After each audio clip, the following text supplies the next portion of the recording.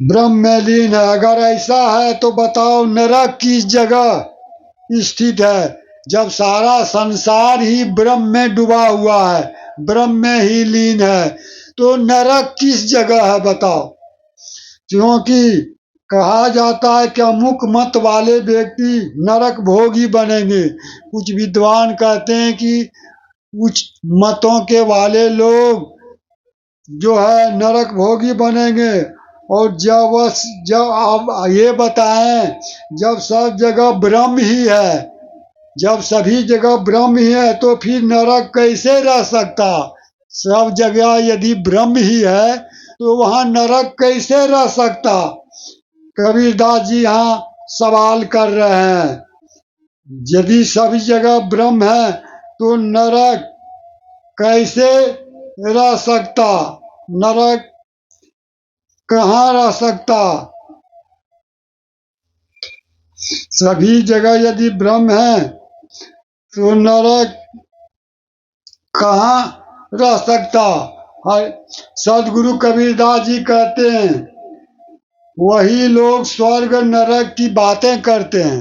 यहाँ पर सभी जी स्पष्ट करें, वही लोग स्वर्ग नरक की बातें करते हैं जिन्हें सत्य का बोध नहीं रहता, यानी सत्य का जिन्हें ज्ञान नहीं है, परम तत्व का जिस मनुष्य का ज्ञान नहीं है, वही नरक स्वर्ग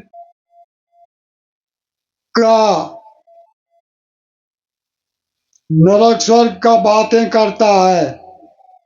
जिन्हें सत्य का बोध नहीं है, यानी सत्य का ज्ञान नहीं है। जबकि जिन लोगों को आत्म स्वरूप का बोध होता है, जबकि इसके अलावे जिन लोगों को आत्म स्वरूप का बोध होता है, ज्ञान हो जाता है, वे इस काल्पनिक नरक और स्वर्ग में फंसकर कभी नहीं रहता। जिस व्यक्ति को आत्म स्वरूप का बोध और ज्ञान प्राप्त हो जाता है, वह इस नरक और स्वर्ग में फंसकर कभी नहीं रहता, अपने आप में ही लीन रहता, अपने ही आत्म स्वरूप में सदा लीन रहता है, रहते हैं।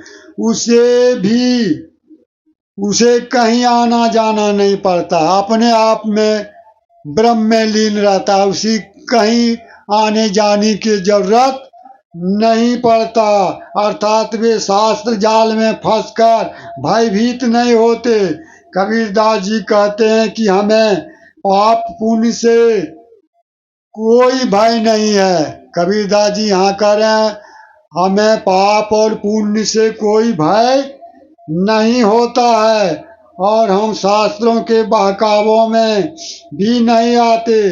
क्या सही है और क्या गलत है, क्या सही है और क्या गलत है, हम सबका इन सब का ज्ञान हमें स्वयं अंतःकरण से प्राप्त हो जाता है। इन सबों का ज्ञान हमें स्वयं अंतःकरण से ही हो जाता है।